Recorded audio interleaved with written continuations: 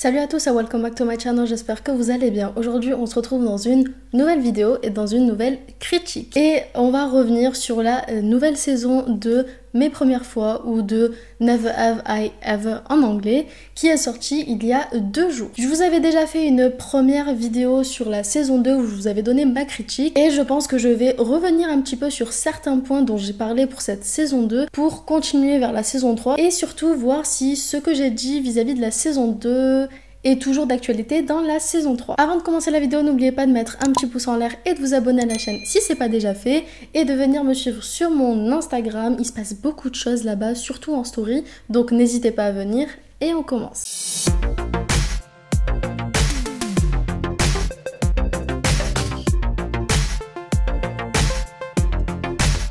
Déjà, est-ce que vous vous souvenez de ce que je vous avais dit lors de la vidéo de la saison 2 ? Oui, moi non plus, je m'en souviens pas. Du coup, pour le bien de cette vidéo, je suis allée revoir ma propre vidéo. Oui, je sais, c'est bizarre, mais je suis allée revoir ma propre vidéo de cette saison 2 pour me souvenir à peu près de ce que j'avais dit et de voir les changements qu'il y a eu par rapport à la saison 3. Et l'un des points les plus flagrants, je pense, entre la saison 2, je dirais même entre la saison 1, saison 2 et la saison 3, c'est le personnage de Devi. J'ai été agréablement surprise de voir l'évolution quant au personnage de Devi.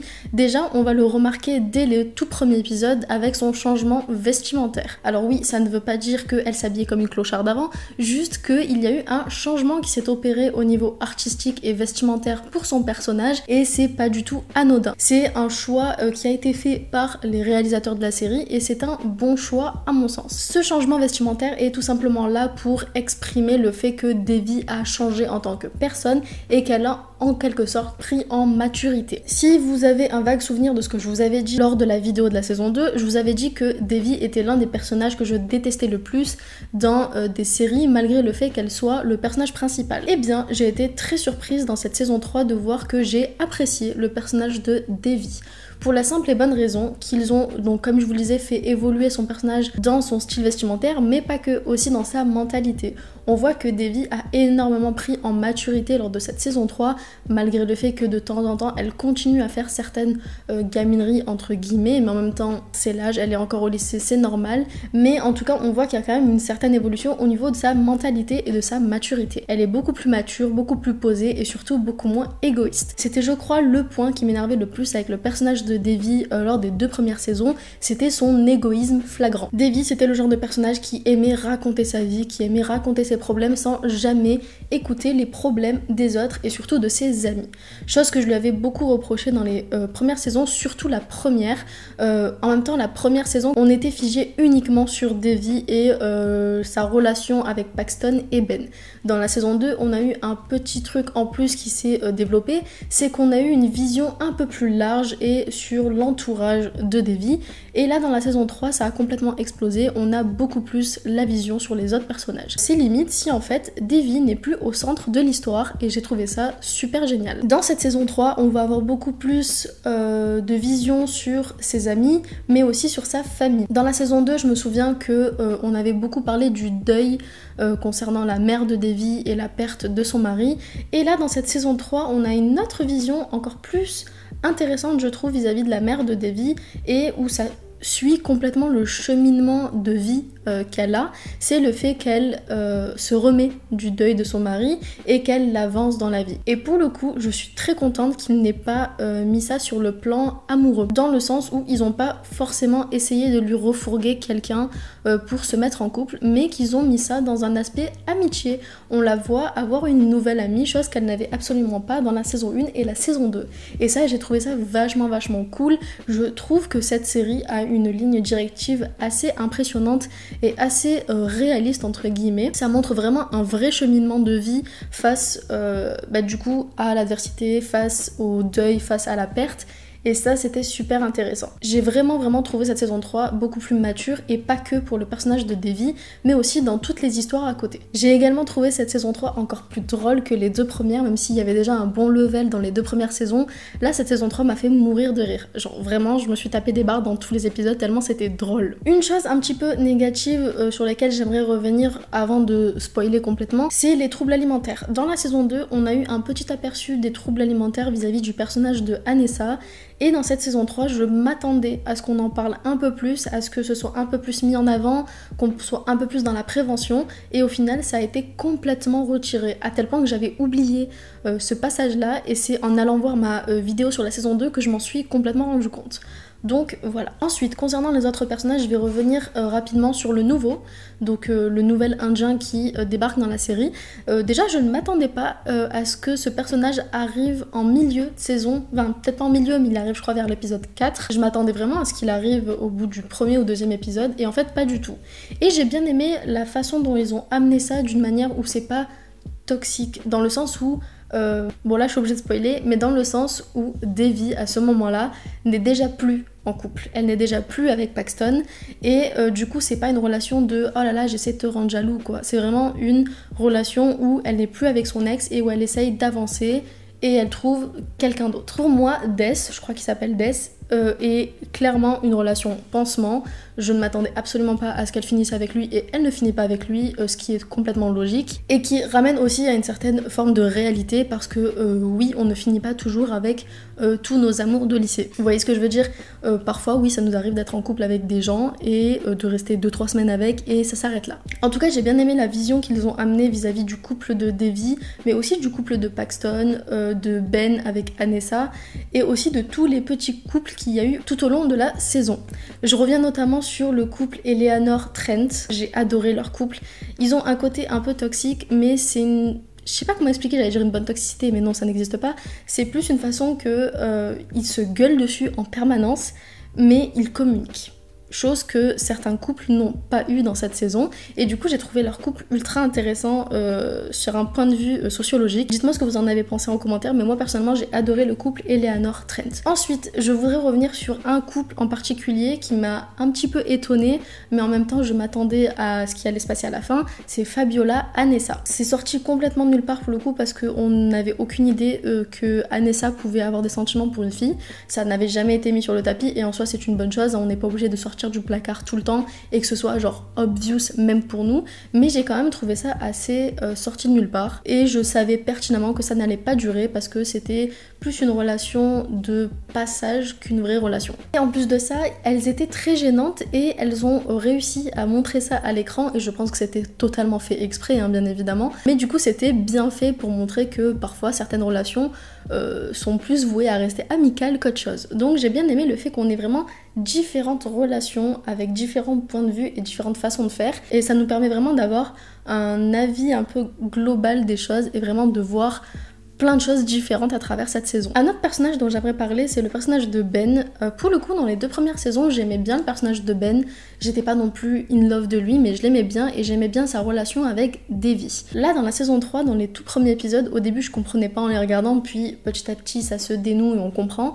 Mais Ben était juste insupportable, mais vraiment insupportable, à tel point que j'ai fini par ne plus l'aimer, alors que c'était un personnage que j'appréciais bien. A contrario de Devi, que je n'aimais pas du tout et que j'ai fini par aimer. Et en fait, j'ai bien aimé aussi comment ils ont montré le personnage de Ben dans cette saison, dans le sens où ils ont voulu montrer le fait que certains peuvent se mettre la pression à tel point où parfois ils peuvent même devenir méchants ou chiants. Et du coup, j'ai vraiment beaucoup aimé la manière dont ils ont vraiment construit leur personnage, encore plus dans cette saison 3 parce que c'était beaucoup plus poussé que les 2 premières saisons. En même temps, les 2 premières saisons, comme je vous l'ai dit, on était beaucoup plus centré sur Devi et beaucoup moins sur les autres personnages. Alors que dans cette saison 3, clairement, ce n'est plus du tout centré sur Devi, mais vraiment sur tous les personnages. Et ça, c'était cool. Ensuite, en parlant de Paxton, j'ai énormément aimé le personnage de Paxton cette saison.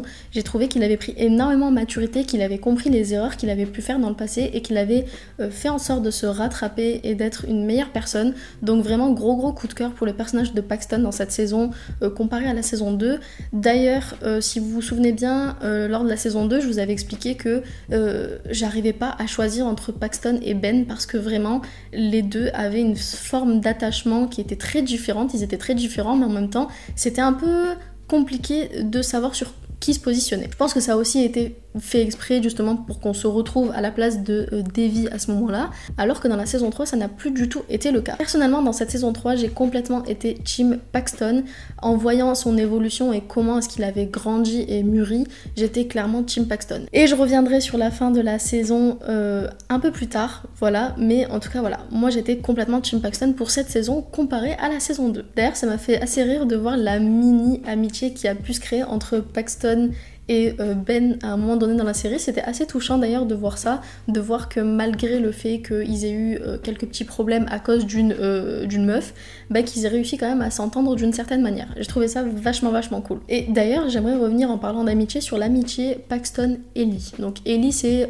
l'ex de Paxton avec qui il est redevenu ami grâce à Devi et qui du coup a fait que les deux se sont séparés à cause de la jalousie de Devi. J'ai pas compris pourquoi on a mis Ellie en avant pendant les quelques premiers épisodes, ou en tout cas pendant 1 ou 2 épisodes, et puis ensuite, après la séparation de Devi et Paxton, on n'entend plus du tout parler de Ellie. J'ai trouvé ça un peu bizarre. J'avais l'impression que c'était vraiment l'élément qui ferait qu'ils se séparent, et puis ensuite on n'entendrait plus du tout parler d'elle, et j'ai trouvé ça méga dommage. Je pense qu'ils auraient quand même dû continuer à mettre le personnage d'Ellie et montrer son amitié avec Paxton, plutôt que complètement l'effacer après qu'ils se soient séparés. Donc voilà, c'était un petit regret par rapport à ce personnage-là. J'aurais préféré en voir un peu plus. Pareil pour le personnage de Margot qui arrive vraiment vers la fin de la saison. Pour le coup, je n'ai pas compris le but de mettre ce personnage-là, si c'était pour ne rien apporter. Dans le sens où elle rencontre Ben, ils fricotent un petit peu, ils ont un date ensemble et puis au final ça s'arrête là. Je sais pas s'ils ont prévu de faire autre chose vis-à-vis de ça dans la saison 4, mais j'espère que ça ne va pas encore revenir sur un délire de triangle amoureux. Une chose qui m'a énormément touchée dans cette saison et qui était déjà présente dans les saisons d'avant, c'est les flashbacks concernant le père de Devi. Honnêtement, je suis très dégoûtée que le père de Devi ne soit pas dans sa vie et qu'il soit mort, parce que je pense qu'il aurait pu énormément apporter à son personnage, mais aussi à tous les personnages. Il est un petit peu l'incarnation, vous savez, de la sagesse, de la bonté, de la gentillesse, et du coup dire que ce seul personnage qui incarne tout ça, autant de bienveillance, soit mort, c'est un peu décevant, on va dire, même si évidemment ça rapporte quelque chose à l'histoire, mais j'ai trouvé ça trop dommage en réalité qu'il ne soit pas du tout là. Mais en même temps j'étais très contente de voir des flashbacks sur sa vie, que ce soit avec Devi mais surtout avec sa femme, parce que leur relation de couple est juste trop mignonne, et limite les flashbacks m'ont donné envie de chialer à chaque fois. Donc voilà, petit plus pour les flashbacks, j'ai vraiment beaucoup apprécié le fait qu'ils continuent à en mettre dans cette saison 3. Bon, et maintenant on va revenir sur la toute fin, et donc le choix final entre guillemets de Devi. Je n'ai toujours pas compris pourquoi elle a choisi Ben. J'ai vraiment l'impression que Ben c'est un peu celui qui est là pour combler, vous voyez ce que je veux dire? Même si j'imagine qu'elle a quand même des sentiments pour lui, ils se connaissent depuis longtemps, tout ça, mais je veux dire, depuis la saison 1, elle nous tanne avec Paxton, et au final, elle finit avec Ben, et ça, je n'ai pas compris. De toute façon, je pense très certainement que lors de la dernière saison, je ne sais pas si ce sera la 4e ou plus, j'ai pas vraiment d'infos à ce niveau-là, j'ai pas cherché, clairement, mais je pense qu'à la fin de la série, Devi finira toute seule. Et ça ne veut pas dire que c'est quelque chose de mauvais, mais je pense qu'au contraire, c'est ce qui lui apportera la meilleure des choses. Parce qu'elle vacille beaucoup trop entre Ben et Paxton, et ok, t'es adolescente, tu sais pas trop, mais à ce point-là, quand même, c'est un peu bizarre. Donc j'avoue que je n'ai pas compris son choix final, et que j'ai été un petit peu déçue du fait qu'elle retourne vers Ben. Enfin, je veux dire, ok, ils sont similaires, ils se ressemblent beaucoup tous les deux, mais j'arrive pas à les voir ensemble, vraiment je peux pas. Autant dans la saison 2, comme je vous l'ai dit, j'ai eu un énorme bug à ce niveau-là, je ne savais pas lequel choisir. Autant dans cette saison 3, c'était Paxton à 2000%. Et du coup, j'ai été un petit peu déçue de son choix final. Voilà. Enfin bref, je vais m'arrêter là pour cette critique de la saison 3. Dites-moi en commentaire ce que vous avez pensé de cette saison, si vous avez préféré, si vous avez pas du tout aimé. Bref, dites-moi ce que vous en avez pensé. Avant de terminer la vidéo, n'hésitez pas à venir me suivre sur mon Instagram que je vous mets juste ici. On parle beaucoup en story, on fait même des fois des petits jeux, tout ça, donc n'hésitez pas. Si vous avez aimé la vidéo, n'oubliez pas de mettre un petit pouce en l'air et de vous abonner à la chaîne. Et pour ma part, je vous fais plein de bisous et je vous dis à la semaine prochaine. Ooh, I thought it'd be me and you.